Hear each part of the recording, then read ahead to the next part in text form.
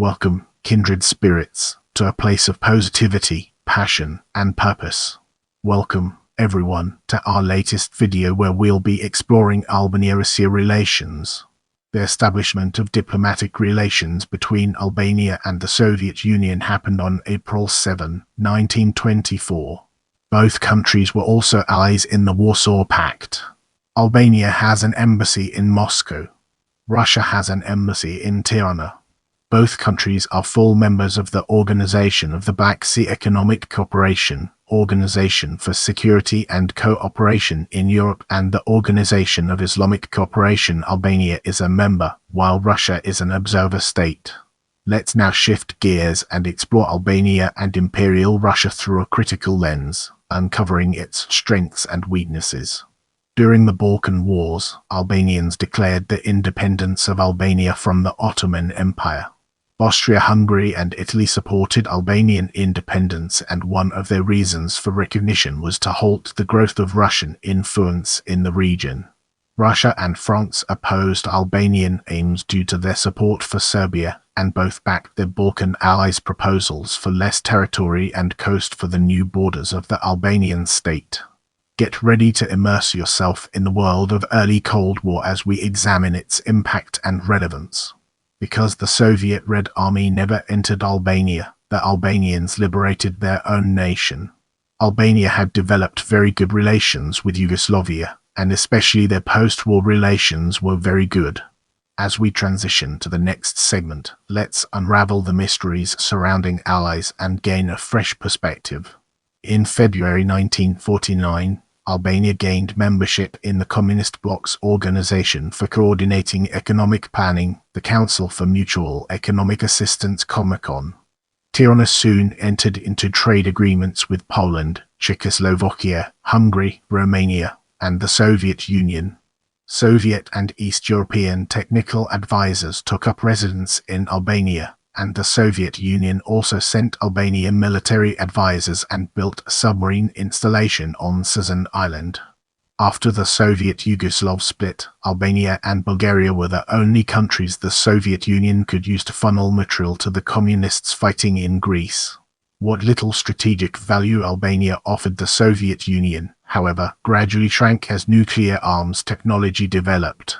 With our curiosity piqued, let's embark on a dedicated exploration of rift in the Communist bloc and its fascinating intricacies. During the Sino-Soviet split, Albania supported the People's Republic of China. This isolated them from the Soviet leadership and started the Soviet-Albanian split. After additional sharp exchanges between Soviet and Chinese delegates over Albania at the Communist Party of the Soviet Union's 22nd Party Congress in October 1961, Soviet Premier Nikita Khrushchev lambasted the Albanians for executing a pregnant, pro-Soviet member of the Albanian Labour Party's Politburo, and the Soviet Union finally broke diplomatic relations with Albania in December.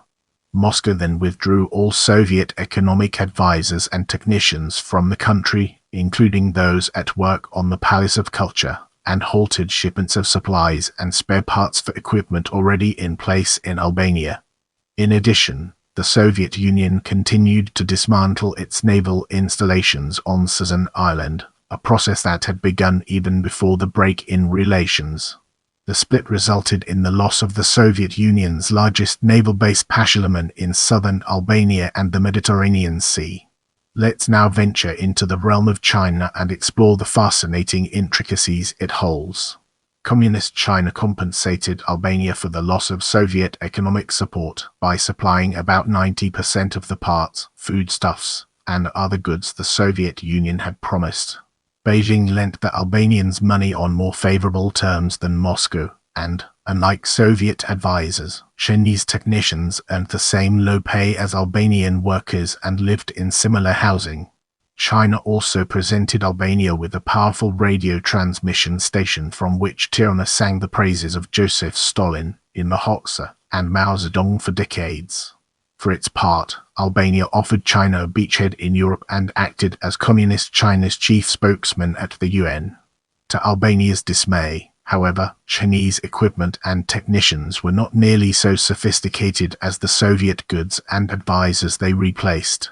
A language barrier even forced the Chinese and Albanian technicians to communicate in Russian. Albanians no longer took part in Warsaw Pact activities or Comecon agreements.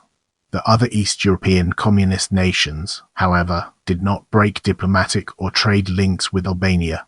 In 1964, the Albanians went so far as to seize the empty Soviet embassy in Tirana, and Albanian workers pressed on with construction of the Palace of Culture on their own. Now, let's shift our focus to later developments and embark on an intellectual exploration of its various dimensions. In October 1964, Hoxha hailed Nikita Khrushchev's fall from power, and the Soviet Union's new leaders made overtures to Tirana. It soon became clear, however, that the new Soviet leadership had no intention of changing basic policies to suit Albania, and relations failed to improve.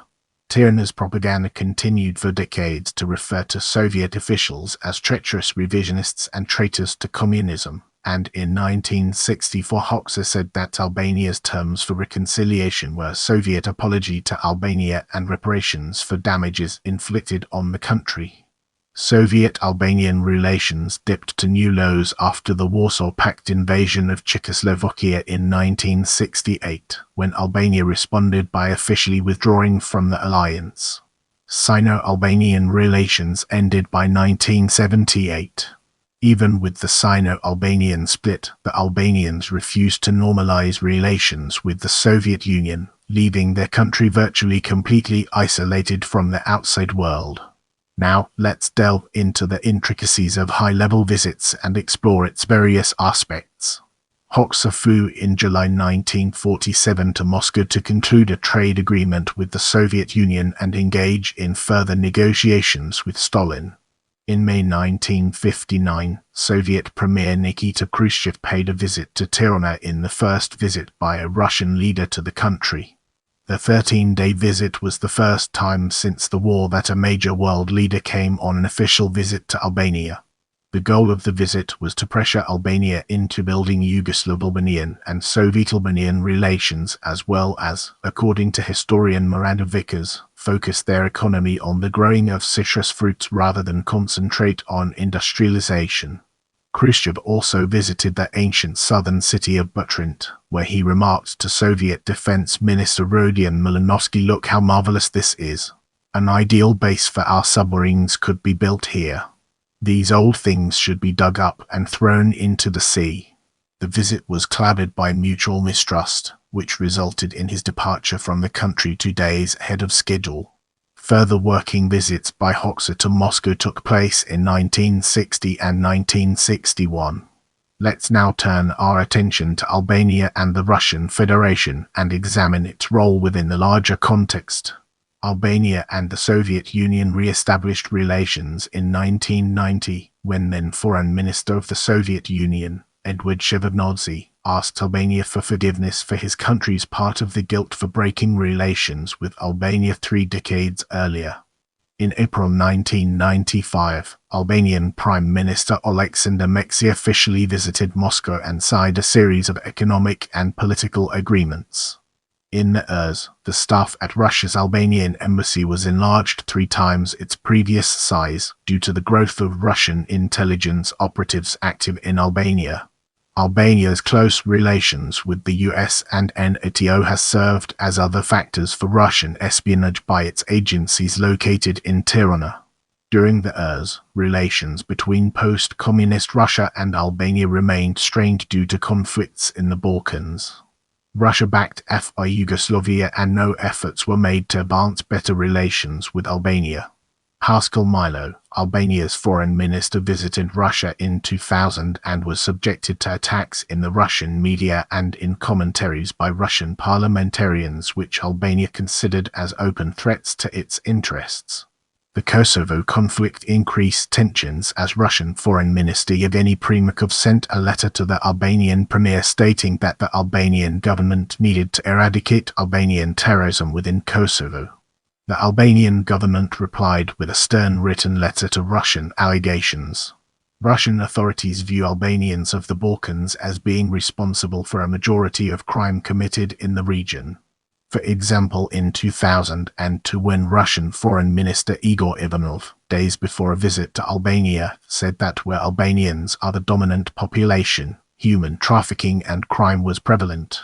In Albania, Ivanov, in a meeting with Albanian authorities, stated that the global network of Islamic terrorism ran from Afghanistan through to Chechnya and ended with Albanian populations in Macedonia and Kosovo. Albania viewed Russia's policy for Kosovo and Macedonia as attempts to form a Slavic Orthodox axis. As part of Russia's international disinformation efforts, it criticized Albania's stance on the Kosovo question and pressured Tirana to not seek close relations with Pristina. Russia has alleged that Albania interferes in the internal affairs of Macedonia and Serbia, whereas Tirana is suspicious of Moscow's strong backing of Belgrade's policies. In the years, Albania was not reliant on Russian-based markets, energy or trade. Russia viewed Albania eventually becoming part of its European energy network. In 2000, both states made an announcement to begin discussions over a gas and oil pipeline for Albania and to grow investment and trade. Russia also stated a preference to send electricity from its unified energy system to Albania. In 2002, Albanian Foreign Minister Ilir Meta went to Moscow and both states agreed to create economic committees and sign agreements for agriculture and tackling crime. The Chamber of Commerce of both countries signed a cooperation agreement. In Albania, Russia's standing is low among the Albanian population and as such it lacks opportunities to be active in shaping or influencing the outlook of local Albanians. During the years, Russia did not have any links with local Albanian political parties and was not able to undermine pro-Western governments through extreme political groups. Due to crime and corruption in the Balkans, Russia has promoted an anti-Albanian stance where Albania is described as a hub of crime and diplomatic incidents have occurred. For example, in 2002, the Albanian Foreign Ministry pushed back against statements from OSCE foreign monitors, some from Russia and calling themselves Friends of Albania, who criticized Tirana for corruption and crime. Since the 2008 Kosovo Declaration of Independence, Russia has mainly backed Serbia.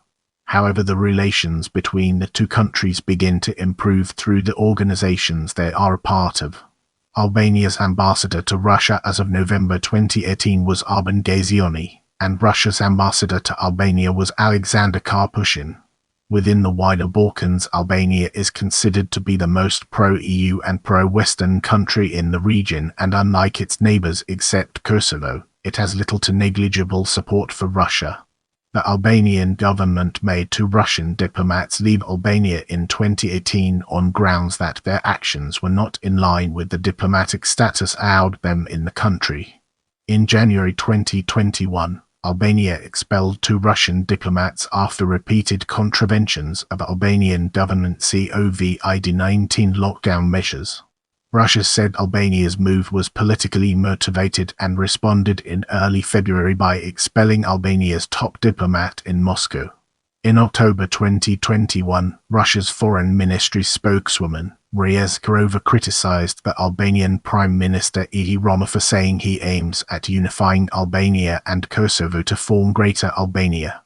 Zakharova said the statement goes against long-standing treaty and that could heighten tensions in the Balkan region.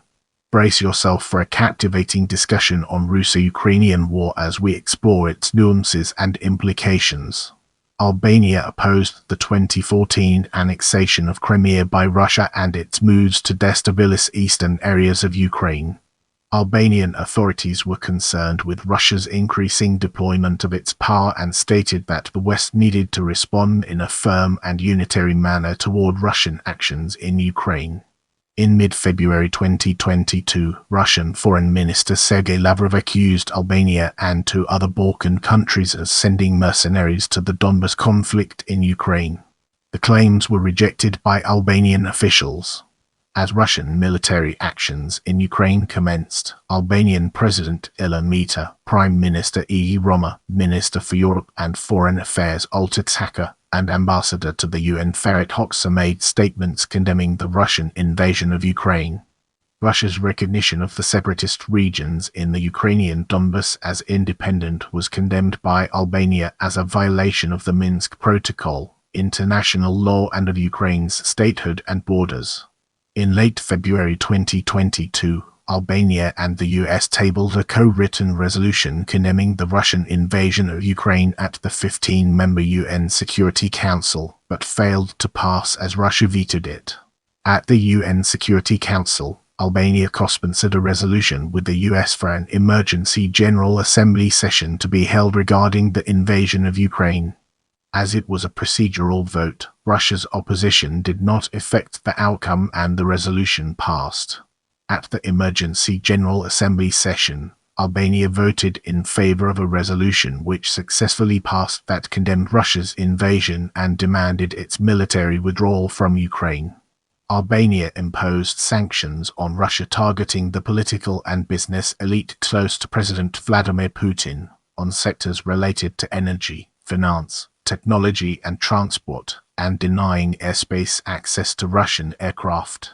The name of a Tirana street where the Russian embassy is located was changed to Free Ukraine by Mayor Arion Velia.